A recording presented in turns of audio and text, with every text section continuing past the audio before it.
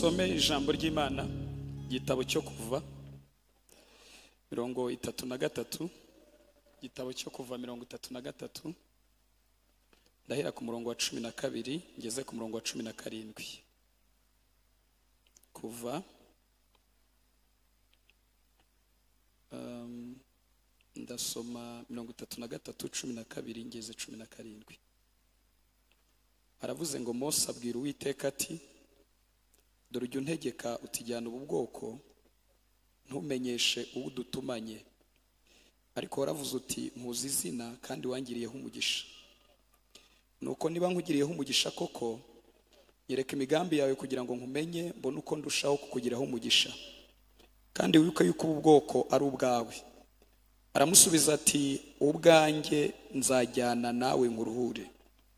Mose aramubwira ati, ubwawe nutajyana natwe ntudukure ino, ikizamenyekanya yuko jye n'ubwoko bwawe twakugiraho umugisha ni iki? Si uko ujyana natwe bigatuma jye n'ubwoko bwawe dutandukanywa n'amahanga yose yo mu isi. Uwiteka abwira Mose ati, icyo uvuze icyo ndagikora, kuko wangiriyeho umugisha nkakumenya izina. Murebe muri Ezekiyeli, tugiye kwasoma umurongo umwe mu bice 36, umurongo 26. Ezekiyeli, gitabo cy'umuhanuzi Ezekiyeli 36, umurongo 26. Ngiye kwasoma umurongo umwe wa 26. Nanjye ndavuga ibintu bikeya, tuze gusenga cyane ko twaje guhura n'Imana cyane. 36, Ezekiyeli 36:26. Aravuze ngo nzabaha n'umutima mushya, mbashyiremo umwuka mushya, nzabakuramo umutima ukomeye nk'ibuye, mbashyiremo umutima woroshye. Amen. Haleluya. Nitwa Yohani Paulo, umuyobozi yabivuze, ndi umukristo wa hano. Ndashimira Yesu ko nanjye ampaye uburyo bwiza. Agakwiye kuba nazindutse, ariko nabanje mu bintu byinshi. Bishimiye Imana, nabonaga biri kungora, ariko mbishimiye Yesu ko anciriye inzira. Maze kumenya ko nzabaganiriza ijambo ry'Imana, Imana yampaye ijambo ryitwa kujyana nayo. Tugiye kuganira kujyana n'Imana umwanya mutoya. Kujyana n'Imana. Mose mu magambo twasomye abwiye Imana amagambo aremereye. Arayibwiye ngo ubwawe nutemera kujyana natwe ntudukure ino. Ndongera nyasubiremo. Abwiye Imana ngo Mana, ubwawe nutemera kujyana natwe ntudukure ino. Muriho muranyumva? Aya magambo iyo yasomye afite inkomoko ahantu haremereye, ikintu kiremereye cyari cyabaye. Nimo hasoma byari bivuye mu myanzuro Imana yafatiye Isiraheli. Imana igifata imyanzuro iremereye pe. Nasomye uyu mwanzuro nsangura remereye. Muribuka ko Imana ariyo yari bakuye mu Egiputa, ni nayo yari bajyanye i Kanani. Ariko bagezemo hagati bakora ikosa riremereye. Bari bari i Sinayi, hari umusozi wa Sinayi, mu kibaya cya Sinayi niho bakoreye amakosa aremereye. Mose yari yaragiye mu kuvugana n'Imana mu minsi 40 n'amajoro 40. Barangije babwira Aroni, bari kumwe, baramubwira ngo turemere Imana itujye imbere. Abasaba gukwetura amaherena yabo yarakoze mu mazahabu, ndetse n'ibyo bambaraga bikoze mu mazahabu, abacurira ikimasa. Bibiliya ivuga amagambo aremereye, iravuga ngo barangije bakikubita imbere barakiramya. Barangije kukiramya baranagipfukamira, bagitambira n'ibitambo byishimwe ngo yuko bari amahoro. Ako kantu mukumve neza. Barangije kubikora, muriho muranyumva? Bibiliya iravuga ngo Imana isanga Mose, natangaye ndavuga ibintu byinshi mu gihe gitoya. Iramubwira ngo Mose, b'abantu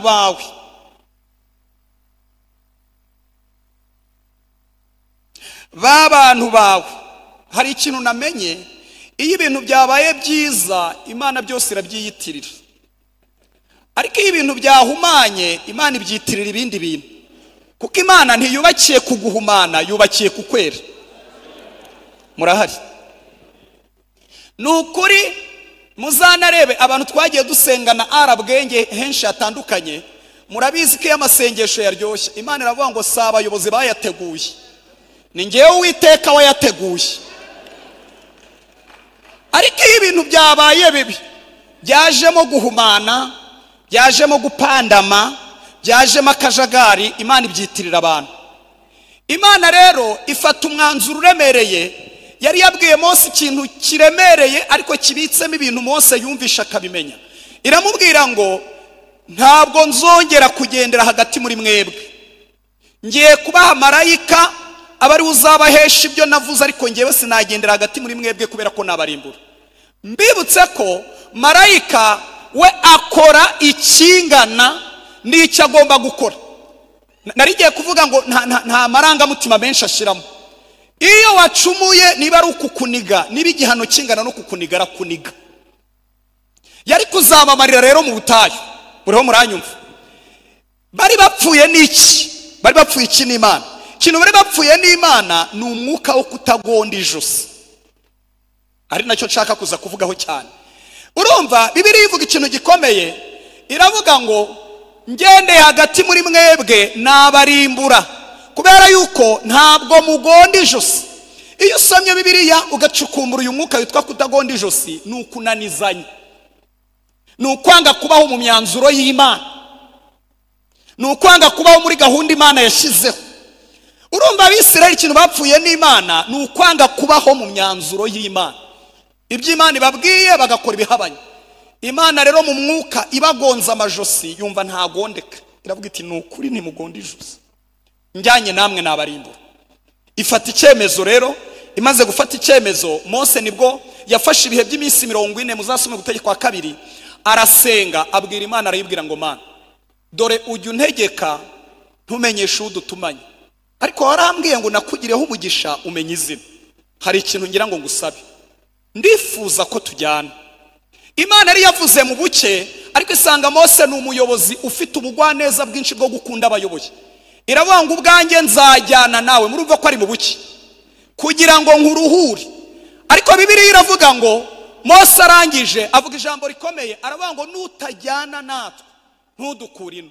Imana yo kabyara, Imana y'urukundo, Imana y'imbabazi nyinshi, iramubwira ngo Mose we, kuko wangiriyeho umugisha nkakumenya izina, n'icyo uvuze ndagikoze, Imana ihabwa icyubahiro. Haleluya! Ndashaka kuvuga ibintu bitatu akenshi bikunda kunaniza Imana. Imana ninanirwa muri bwa buryo abantu bananirwamo, ariko hari igihe umuntu ahinduka igayi, ahinduka umuntu ugorana mu kubana n'Imana, akayinaniza ku buryo Imana yeguka ikamusiga ikagenda. Icyambere muze kunyumva neza kandi mugitondere, ni ukwiyobagiza. Ikintu cyambere gikunda kunaniza Imana, igatuma Imana itandukana n'umusore, igatandukana n'umukobwa, igatandukana n'umuntu bamaze imyaka bagendana, ni ukwiyobagiza. Kwiyobagiza isomye Bibiliya usanga ari uko umuntu abaza ukuri ariko agakora ibihabanye n'uko kurazi, wabakuzi neza atagushidikanyaho, ariko agakora ibihabanye n'uko kuri kubw'inyungu runaka. Urumva Jean Paul ngewe nzi ukuri, nzi ibintu ukuntu bigomba kugenda nuko bikwiye gukorwa, ariko kubera inyungu runaka nkakora ibihabanye nabyo. Ibyo bintu ni umwuka wa mbere ujya utuma Imana yeguka ikareka umuntu. Nimusoma muri Bibiliya hari umugabo witwa Balamu, maze iminsi mwigaho cyane.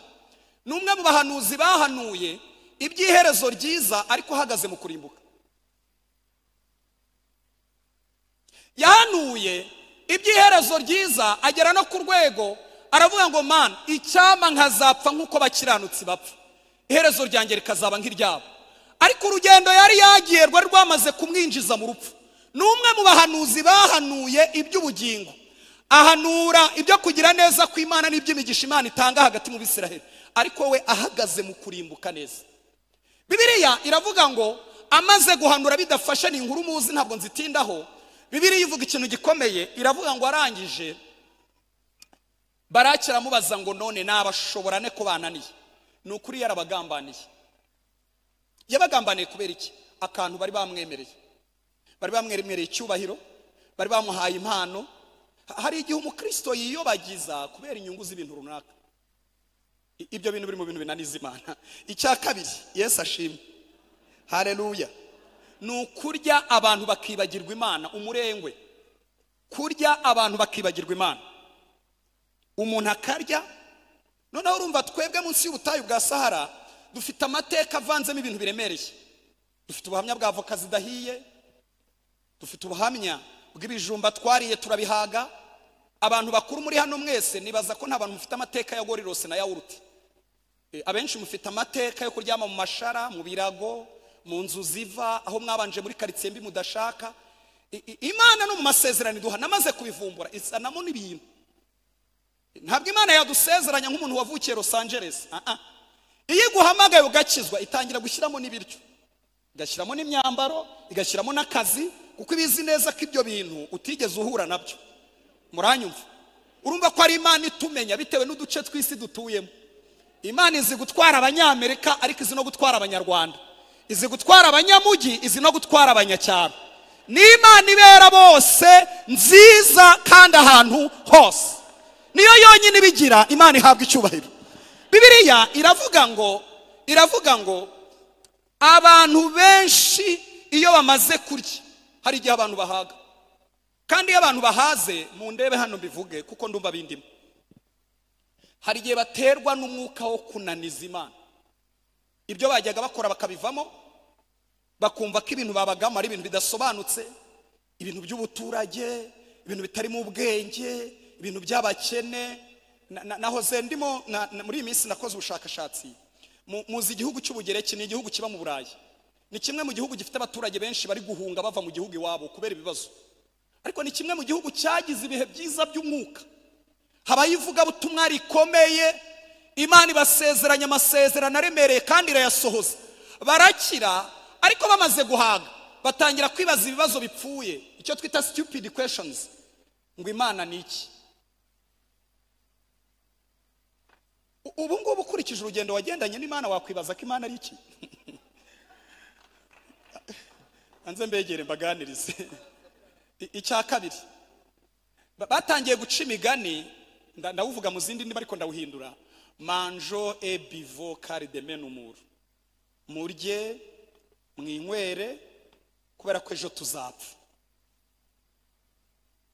Abari barabanje bazirikanye neza bayibika ku mutima, ariko ababavutseho basanze amasezerano yarasohoye, baragiye barahaga, batangira kubaza ngo ariko Imana ni iki? Bashyiramo filozofi nyinshi. Uko bashyiramo filozofi nyinshi, uko bahaga, niko uturemangingo fatizo two mu mwuka tugenda dutakara, basigara amaramasa. Uyu munsi ni kimwe mu gihugu gifite fuite kiri guhunga kandi ari Burayi. Bamerewe nabi kubera yuko bafashe Imana mu guhaga barayijugunya. Mundebe hano mbaganiriza kandi. Yesu ashimwe. Imana ntabwo isimburwa. Nta rwego rw'ubuzima wageraho ukwiye gusimbuza Imana. Nta rwego rw'izina baguha risimbura Imana. Imana igomba kugumana umwanya wayo wihariye.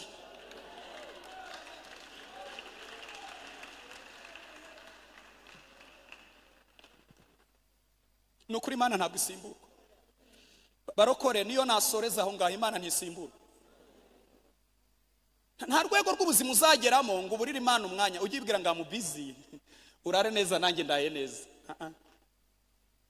Kandi Imana nayo irabizi, nubwo waba uri busy gute yishakira umwanya, irakubwira ngo ndagukeneye, ndagushaka.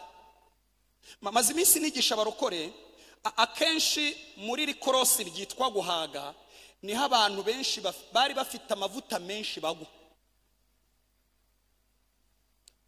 Ntabwo nshaka gushyigikira Imana, ni nayo mpamvu rimwe na rimwe ubona ibintu byo gutabara ku bantu b'Imana, Imana yashyizemo imibare myinshi. Kuko birashoboka ko utabawe ku rugero wumva wifuza utazongera kuboneka. Umumaro wawe wo mu bwami ukaba urabuze, kandi buri muntu wese ni umwihariko mu mwanya we. Imana rero muzakorana mu mibare. Bwira mwene so ngo izagucungira bugufi, izagushyiraho utuntu dutuma uboneka.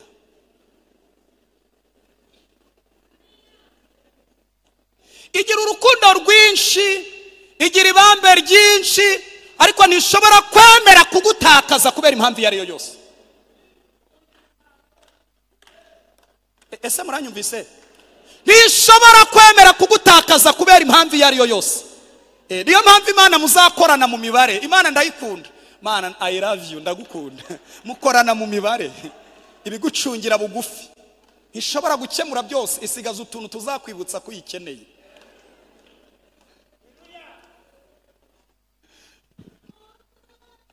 Icya gatatu, kugira ngo nihute dusenge, Yesu ashimwe. Icya gatatu gikunda kunaniza Imana, abantu bakunda kunanirizamo Imana, ni ukugabanuka kw'ibihe by'umwuka, abantu bagashyiraho ibihimbano byinshi. Uko ibihe by'umwuka bigenda bigabanuka, abantu bashyiraho ibihimbano byinshi kandi bitubakiye ku by'Imana ishaka. Bikarangira rero abantu bagenda bayisohora gato, bayibwira bati cahagenda, twebwe twaremye ibi twarabyujuje. Murahari ngo mbabwire amagambo yanteye ubwoba. Mbabwire amagambo yanteye ubwoba. Dawidi ageze ku ngoma, yasanze muri Isiraheli harimo ikibazo cy'uko isanduku y'isezerano bayinyaze. Ayo namakuru muzi. Imana itegeka yuko isanduku y'isezerano bayigarura ikoresheje imbaraga zayo. Ayo makuru nayo murayazi.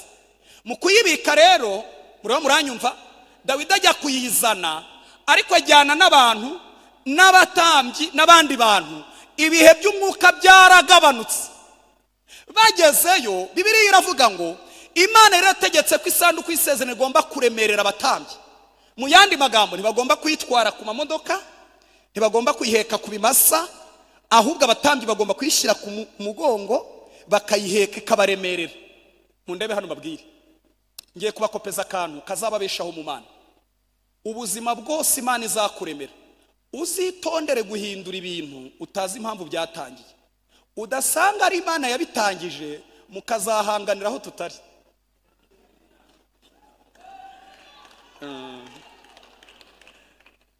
Nukuri niyo nasoreza. Haleluya torero. Uzitondere guhindura ibintu utazi igihe byatangiriye. Kandi nukubita icyumvirizo ukumva mu mwuka barabishyigikiye. Emera kubibamo nubwo waba wumva bitakubereye. Kuko hari ibintu rimwe na rimwe Imana ikora washyira mu nyurabwenge ukumva birahengana. Ukumva ntibiri ku rwego rw'amashuri wize. Ariko impamvu Imana yabyemeje nuko bibitsemo ibindi bintu tutazi, bibitsemo uturemangingo two mu mwuka dushobora gukora ibindi bintu mu buryo bw'umwuka budasanzwe. Urumva bafite amagare, bameze neza, Dawidi aracyafata ingoma ameze neza. Bagiye kuzana isanduku y'isezerano, abatambyi bagomba kuyiheka. Baravuga bati muyishyire ku igare. Kandi Imana niko yategetse. Bayishyize ku igare, Imana igenda irakara gake. Nimwe yakavuze ati murashaka kuvuguruza icyo nashyizeho.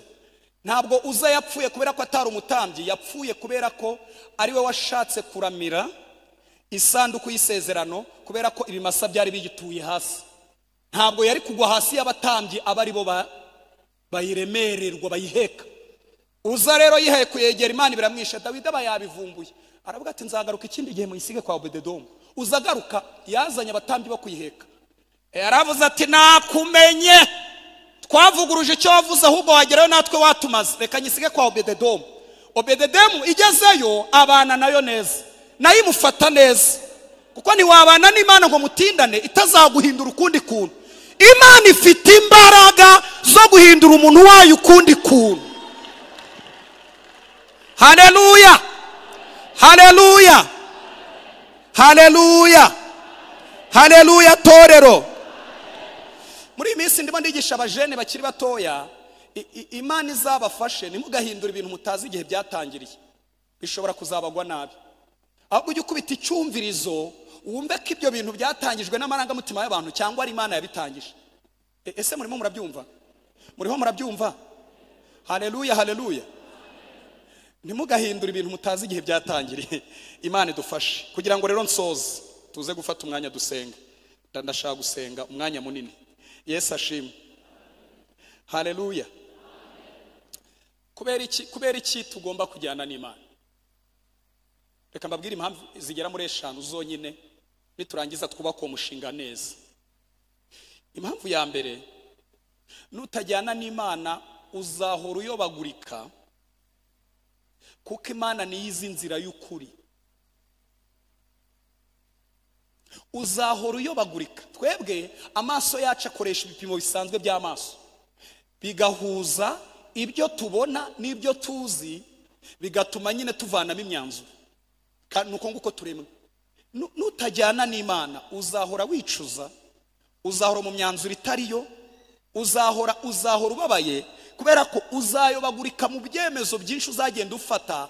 Nutajyana n'Imana, Imana niyo izi nzira y'ukuri. Torero muri aho, nukuri Imana niyo izi nzira y'ukuri. Ndatangaye. Ngiye kubaha urugero rwanteye ubwoba mu minsi yashize, ndimo mbitekerezaho. Loti na Aburahamu batandukana. Aburahamu yabwiye Loti ngo hitamo. Loti arebye yabonye ikibaya kinese, ku yandi magambo gifite vision. Aracyitegereza aravuga ati nukuri, ubwo uyu musaza bivuze nintahitama ahangaha ndagawe. Ngo ahitamo ikibaya, uko agihisemo ni ikibaya wageragamo ngo cyari kimese nka yangobyi yo muri Edeni, cyubatsemo Sodomu na Gomora. Mu isi y'umwuka ubirebye kiranese, kimeze neza. Ariko muriho muranyumva, mu isi y'ibigaragara kimeze neza, gisa neza. Ariko mu isi y'umwuka Imana yamaze kukivanaho kera. Mbabwira icyambabaje, iyo bari kumwe n'Imana Loti ntiyari gutakaza ibintu yatakaje byose. Imbaraga zose yashoye Sodomu ni Gomora byose yabitayeyo. Umugore we yamusize mu nzira nk'inkingi y'umunyu. Muriho muranyumva, ubutunzi, imbaraga yabitaye Sodomu ni Gomora.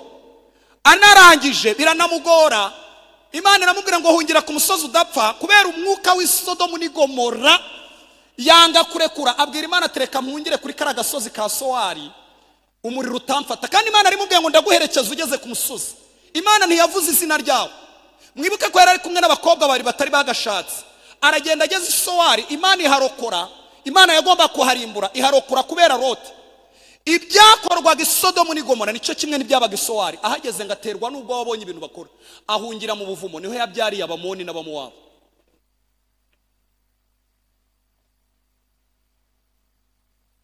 Bakundwa bene data, mu ndebe hano turi mu kinyejana kibi gifite amakuru menshi aremereye. Ariko mureke tujyane n'Imana. No mu makuru menshi no mu kirere kiremereye ntabwo Imana izatuma tuyoba, izajya tuyobora inzira y'ukuri. Haleluya! Imana izatuyobora inzira y'ukuri. Nigeze kubivuga hano ndimo ganiriza abo muri Ranchawa, ngira ngo barabyibuka. Mu Rwanda higeze gutera akantu, reka nkababwire, haba amafaranga yatangirwa kuri internet. Murayibuka? Abantu bagashora kuri internet bakubwira baturahita wunguka parapara. Nzi n'umuntu ndamuzi yashoyemo miliyoni 50. We nta nubwo yariyeho n'ijana, yarabyutse mu gitondo asanga byifunze. Ariko abari bari kumwe n'Imana yarabwiye ngo atansiyo mwitonde, kuko Imana ni izinzira y'ukuri. Muri Zaburi 32:8 haravuga ngo nzakwigisha nkwereke inzira unyura, nzakugira inama, ijisho ryanjye rizakugumaho. Iyo turi kumwe n'Imana ntishobora kwemera ko tuyoba, habe no mu myanzuro dufata. Ariko iyo tutajyanye n'Imana turayobagurika, turicuza. Ushora aho bazavana ejo bundi. Yago munyumvise. Ngiye kubavanga ariko ndabagarura. Niba hari ikintu kibabaza muri Afrika, niba hari ikintu kibabaza, kugira ngo mubitekereze kabiri. Kugira ngo umuntu azakore abonagize ubuzima, bisaba kwiyuha icyuya, bisaba rimwe na rimwe gusinzirira mu ntebe wasamye kubera umunaniro. Ibyo tubiziranyeho. Iyo rero umuntu afashe umutungo w'urugo rwose akawushora mu bintu adafitiye amakuru, iyo ahombye akomereka kurenza igihe yasengeye mu myaka yamaze. Kandi rimwe na rimwe amahirwe y'Imana aza rimwe. Iyo agucitse kugira ngo uzayagarure, urira amarira udashobora kubona.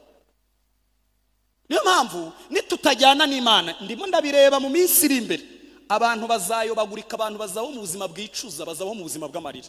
Imana idufashe mu izina rya Yesu. Haleluya. Icya kabiri, Yesu ashimwe, ntabwo uru rugendo rujya mu ijuru muzarubasha mutari kumwe n'Imana. Mu ndebe hano, urugendo rujya mu ijuru nta muntu warubasha atari kumwe n'Imana. Kubera iki? Harimo ibintu bibiri biteye ubwoba biba mu rugendo rujya mu ijuru. Mu byandike, icya mbere cyampahamuye mu rugendo rujya mu ijuru nta kiruhuko kizabukuru kibamo.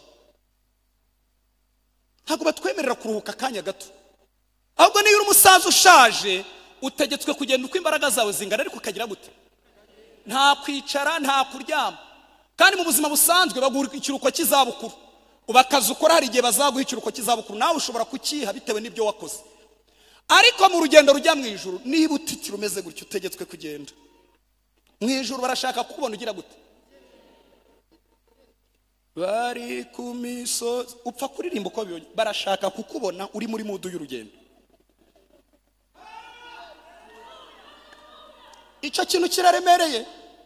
Ubundi ukurikije ukuntu urugendo rujya mu ijuru rutuvuna, rutugora n'amasengesho dusenga, hari imyaka umuntu yagakwiye kugeramo, bayibara bakakudodeshereza nk'ikicundo, noneho Imana ikagikubwira iti enjoyinga, ukajya wicunda.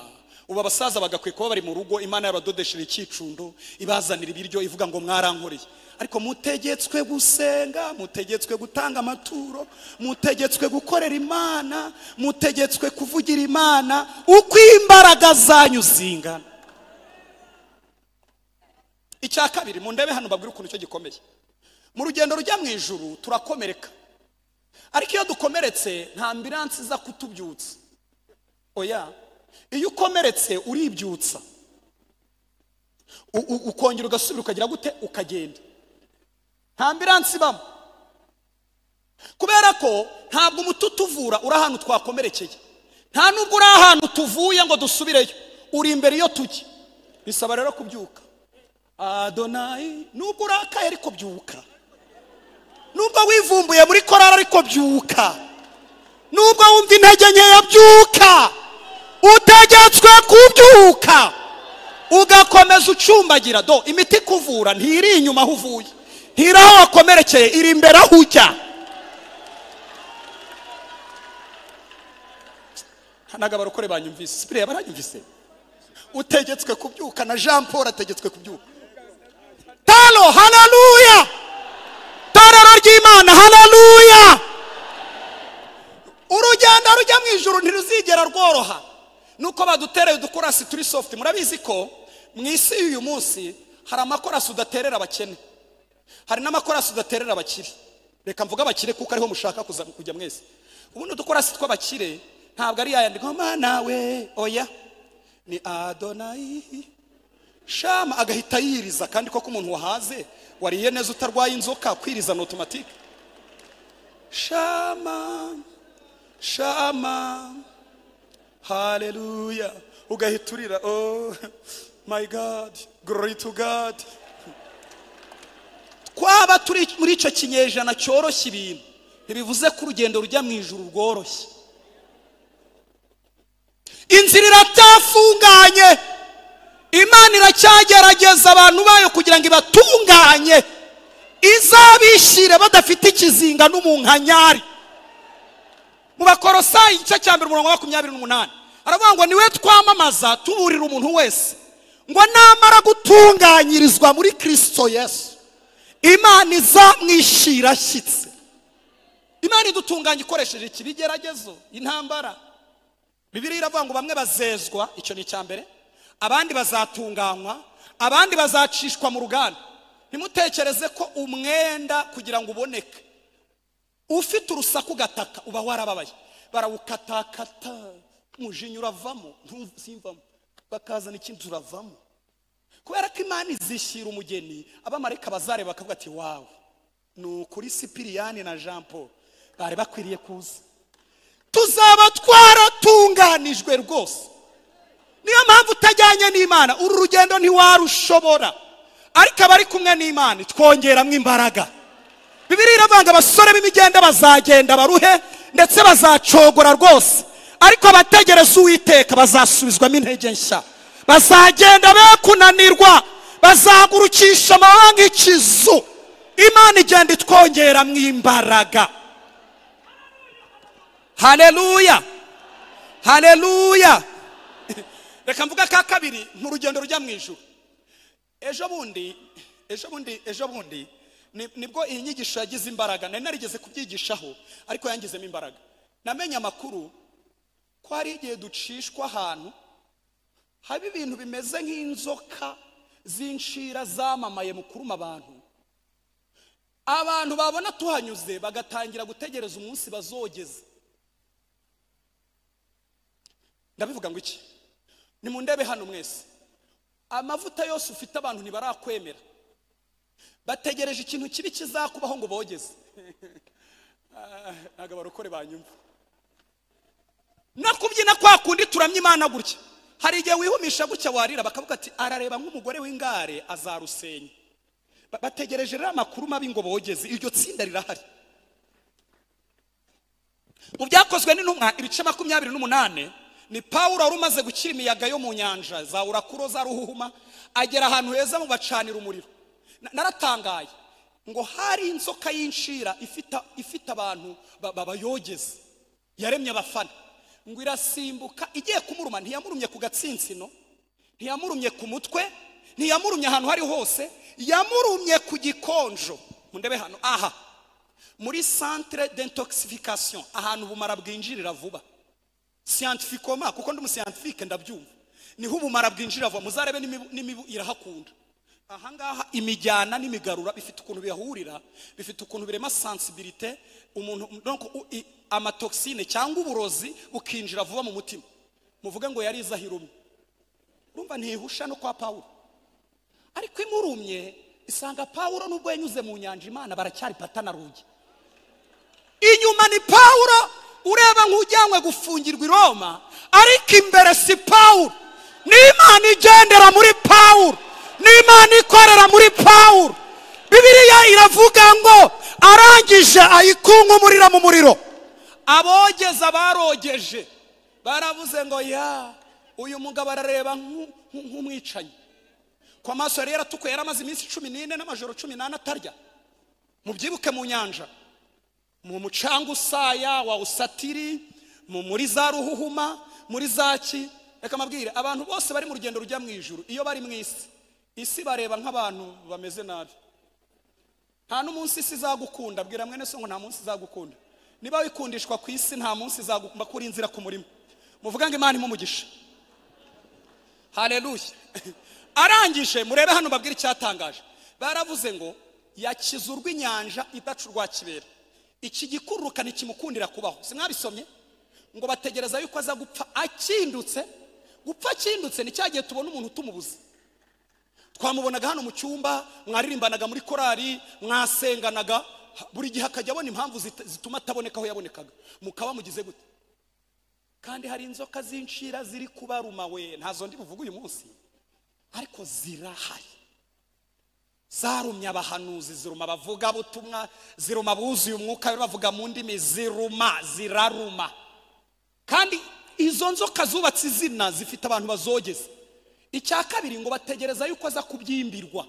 Kubyimbirwa ntabwo nshobora kumenya ko uyu muvandimwe afite ikibyimba ntamwegereye. Ni cya gihe negerana na Cyprien twari tumaze igihe tudahura, yatangira kwatura nkumva atangiye kwatura utuntu tw'utubyimba ataratunze. Kuko umuntu wabyimbiwe ubimenya ari uko mwegeranye.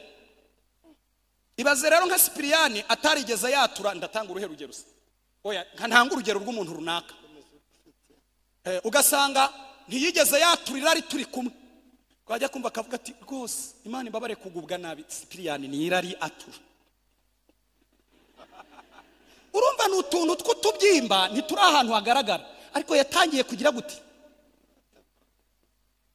Urumva uburozi bwinjiye muri we, imbaraga zinjiye muri we zaramwinjiranye. Ariko Pawulo akunkumurira mu muriro.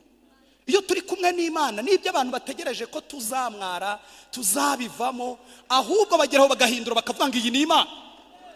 Haleluya! Barahindura bakavuga ngo iyi ni Imana, iyi ni Imana.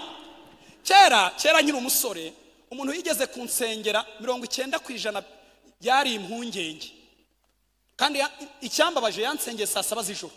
Narabwirije ndabwiriza twuzura umwuka wera. Urumva iyo ndi hano nditonda kora karamateraniro, ariko wende ahantu harabwenge nyine mba nasarangutse. Ko kuva ku myaka 6 ni muri ADPR ntasarangukana bafite ikibazo. Noneho ndasaranguka rero, arafashwa baho umuntu ngo nansengere, aratangira. Mana uyu ni umusore nawe araje uramuhamagaye. ashobora kuzapfa nk'uko abandi bapfuye.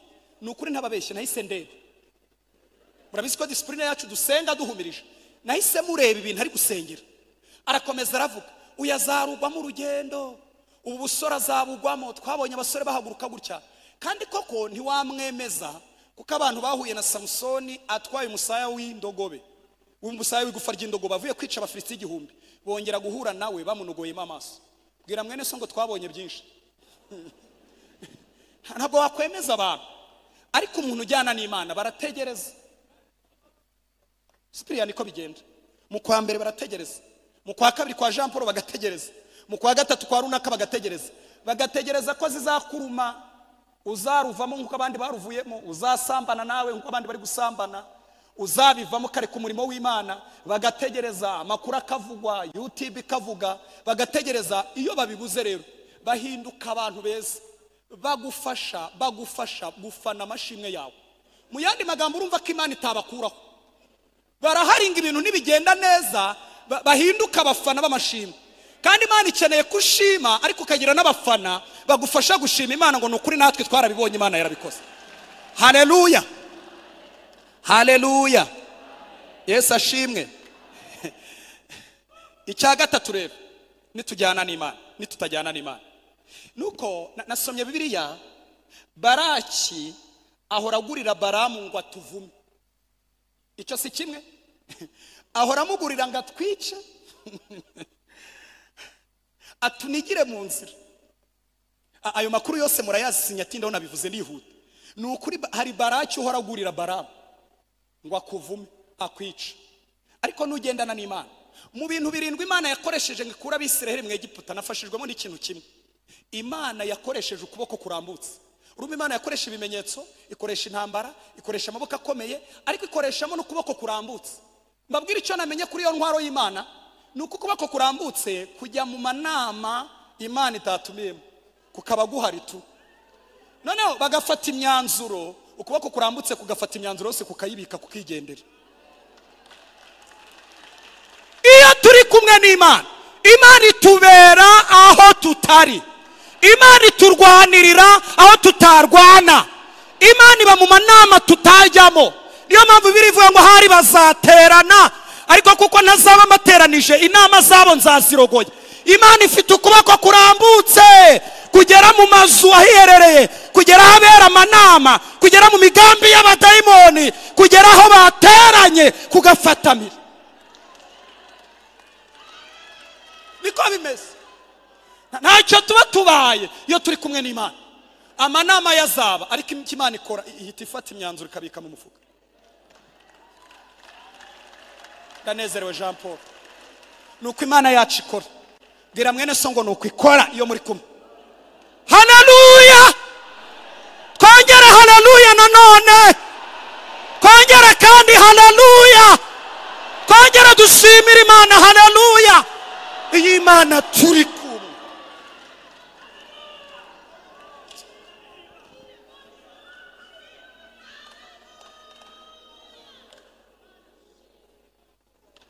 Akanyuma ni nacyo cya kane, icya gatanu nzakivuga utaha kugira ngo nkice amasaha ya Sipiriyani. Ndashaka kubabwira yuko ibintu byose byo mu isi byajemo kode. Kugira ngo robe mu nyanja amafaze birasaba ko Imana muba mwajyanye.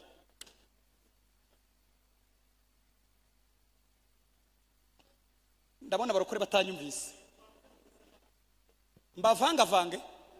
Ntabwo kugira imyaka 21 bisobanuye gushaka, wamubura kandi utereka amaso.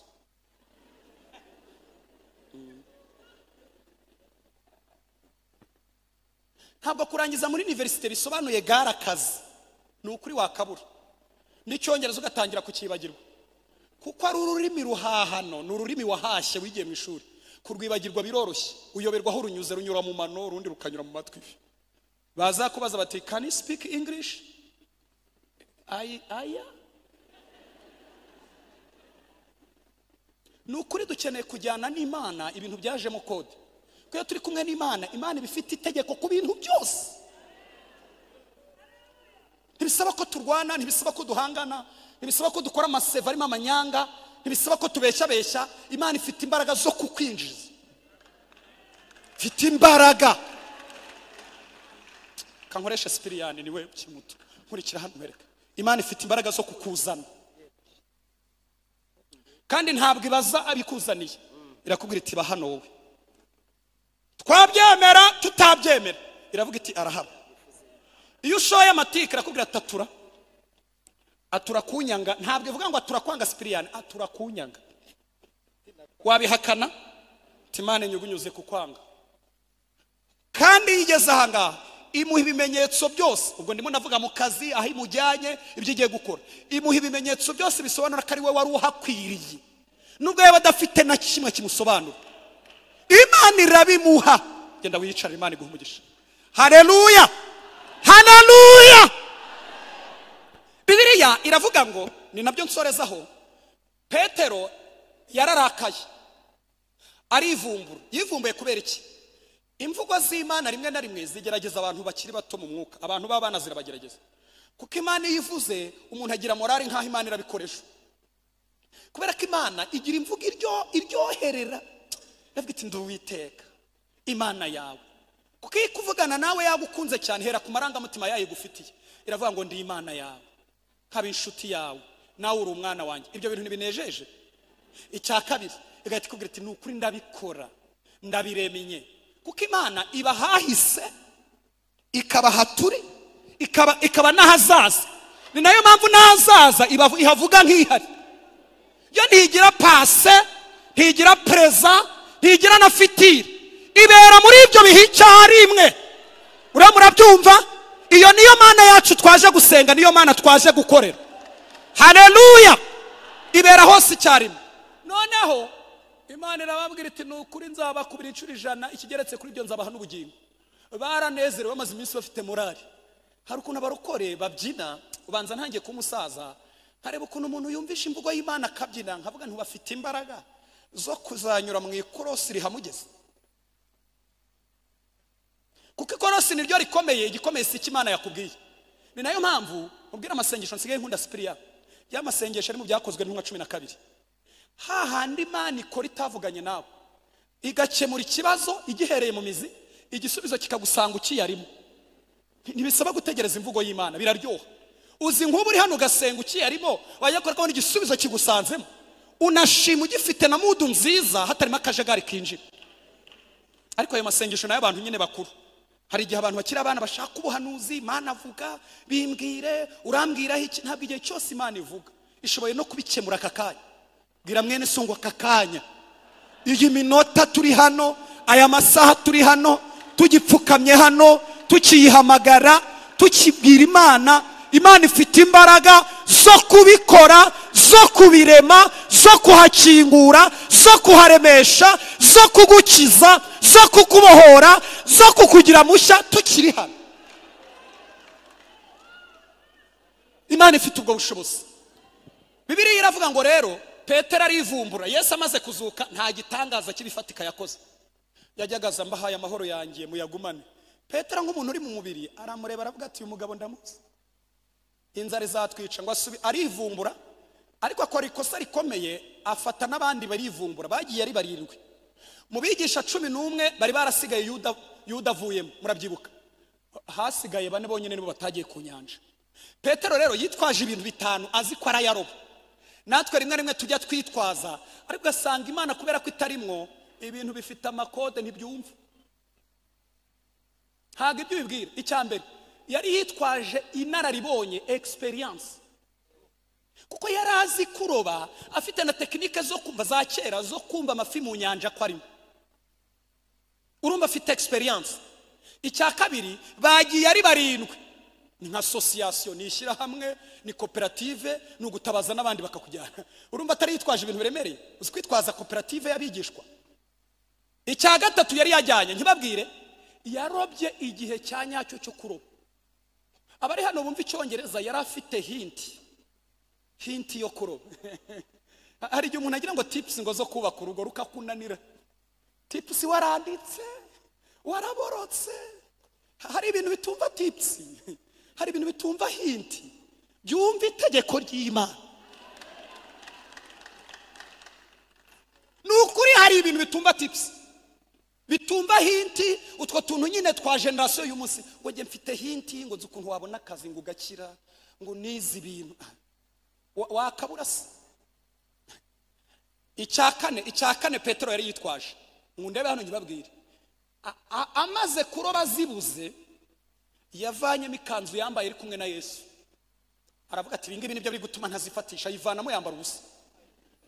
Tugira abarokore bagenda bivumbura, akavanamo n'ibimenyetso byose yatunze ari umurokore, kujya abwira abantu Yesu ashimwe akabireka, nawe akihindura umujura ruharwa. Iyi fu nayikuye Buhanda kandi ari muri Tanzania, agasibanganya ibimenyetso by'uburokore bwose, ngo nibwo yayaroba. Ngo baramubwiye ngo nazanamo ikirokore cyinshi, nazanamo za Yesu ashimwe, arahomba, biragenda gute? Petero nuko abigenje, ikanzu ajugunyaho yambara ubusa. Icya gatanu cya nyuma yajyanye, murankurikiye, yari afite umujinya, yarobanye ishyaka ryinshi, araroba agatera iburyo, agatera ibumoso, agatera inyuma n'imbere. Ni ukuri ifi ziranga, akavuga ko ntera iburyo ko zihari nkazibura, ariko Yesu mu rukerera ariyizira, yiturije. Ni umugabo uzatuje, we nta kimukanga, nta kimusunika, nta pressure afite, aza yiturije, araza. Kandi agiye kubahamagara, abaha promotion ubwo bari bagiye ariko bitwa abe. Arabahamagara, bana banjye hari ifi mwafashe, ariko kubera aho Yesu yabasize naho bageze ntibumva ijwi rye. Hari ukuntu umurokoragwa akibwira yuko nagaruka azahita yongera agatunga za mpano yari afite. Ni ukuri ijwi ry'Imana waburana naryo ukajya urishaka ukarigura, kandi kera warigeze kuryumva. Ibintu by'umwuka barabirinda bitaka ubusa. Birangire rero aravuga ngo bana banjye hari ifi mwafashe, muzasome Bibiliya muri Yohana 21. Bamutakiye batamenye uwo ari we. Twakeshe ijoro turoba, nta kintu twafashe. Yesu arangije arabareba, yavuze ijambo rimwe, ntiyavuganye n'amafi.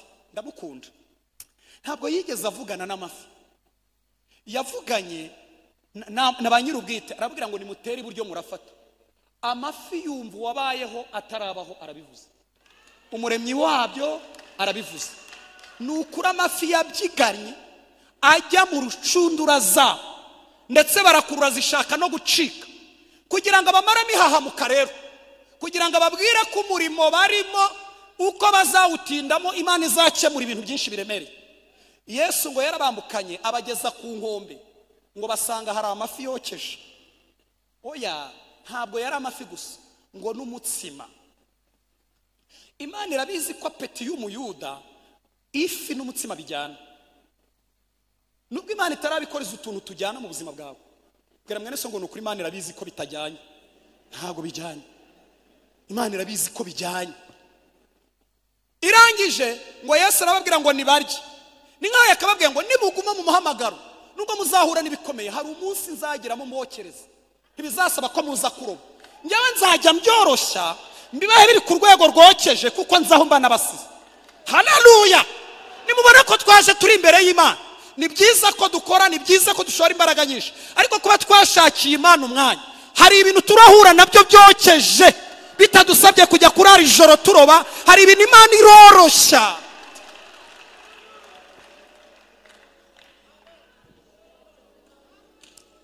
Haleluya, haleluya, shera tarasi, haleluya. Hari ibintu turahura nabyo byokeje, kandi Imana ntiyaduha amafi yonyine. Irabizi ukuntu apeti yanjye iryoherwa, ishoboye guhuza amafi n'umutsima.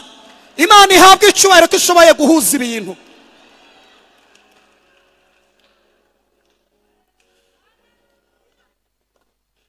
Twasomye amagambo muri Ezekiyeli yatubwiye ngo ni Imana ari kuganiriza Isiraheli, irababwira ngo nzabaha umutima mushya, mbahe n'umwuka mushya. Ivuga ijambo ari ryo nashatse, iravuga ngo nzabakuramo umutima ukomeye nk'ibuye, mbaho umutima woroshye. Tugiye gusengera icyifuzo kiremereye. Kimwe mu bintu bituma abantu batagendana n'Imana ni ukugira umutima ukomeye. Suko Imana batayumva kuwa gatatu, barayumva kuwa kane aho basengera, Imana ivugana nabo, ariko kubera umutima ukomeye abantu barawufunga. Ariko hashimwe Imana igifite indi mitima. Ndashaka kubaha itangazo muri aya materaniro, Imana iracyafite indi mitima. ifite umutima woroshye, wakumva vuba, washyira mu bikorwa vuba, wakwemera ibyo Imana ivuze vuba. Haleluya! Imana ifite umutima woroshye, kandi ivuga ijambo rikomeye, iravuga ngo nimara kubaho umutima woroshye, icyo gihe nzahindukira mbi Imana yanyu, namwe muzaba ubwoko bwanjye. Bya bindi rero mwaje gushaka nabyo Imana ibivugaho, iravuga ngo nzahita ngwiza ingano. Nimwumva ko capati, nimwumva ko umutsima urimo. Kabiri iravuga ngo nzagwiza n'amatunda. Nimwumva ko ji yajemo, ngo kugira ngo igihugu cyanyu kidahoramo inzara abantu bakakigaya. Imana izakemura na bya bindi, ariko ikibanza irashaka kubanza kuguha umutima woroshye, umutima utayinaniza, umutima utagonda ijosi, umutima ugorana. Irashaka kujyana nawe woroshye, ikubwira iburyo mugenda, ikubwira ibumoso mugenda. Kandi abantu bemereye Imana gutyo bararyohewe. Bwira mwene so ngo bararyohewe. Imana ibuzuza kuryoherwa. Imana ibaha umugisha cyane. Ndagira ngo dusenge. Mana, mu izina rya Yesu, uyu munsi turi ahantu uri mu mbaraga zawe zose.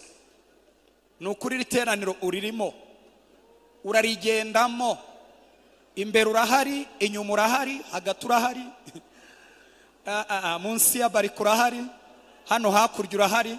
Urumvikana muri no rusengero, nta nubwo urukwirwamo, kuko n'inyuma yaho urahari, mu cyahafu urahari, urahari za Muhanga, za Rusizi urahari, ukorera muri Amerika nk'uwamenyereye, urahari mu mbaraga zawe. Turimo turakumva, ntidupapira, ntabwo turi kumwe n'Imana itumvikana. Urumvikana, turakumva. Haleluya! Turakumva wowe, turakumva iyo turirimba, turakumva iyo dusenga, turakumva iyo twumva ijambo ryawe, turakumva. Uragenda, uri mu kazi kenshi, urimo urakemura ibibazo, urimo urarwanirira abantu, urimo uravunagura ibibahangayikishije, urimo urasenya ibyabahagaze imbere, urimo urakubita hasi. Ukuboko kwawe kurambutse kuri kure, kuri gufatamira imigambi, kuri gusenya imigambi ya Farawo, kuraritura iby'umwijima byose. Dufite icyifuzo kiremereye, turashaka kujyana nawe tworoshye. Duha umutima mushya, uduha umutima woroshye nk'inyama. Ibintu byo gufunga umutwe, ibintu byo gushingira ku makuru tuzi, ibintu byo gushingira ku bintu twize, ibintu byo gushingira ku bintu tumenyereye, aka kanya tubisenye mu buzima bwacu. Turashaka koroha, turashaka guca bugufi, turashaka koroha mu mitima, turashaka koroha. Tugukorere tworoshye, tugendane nawe tworoshye. Ibindi bisigaye uzabikora. Nuri Imana inanirwa, nuri Imana itsindwa, nuri Imana itabashije. Turaguhamya, turakwamamaza, urakomeye, uraha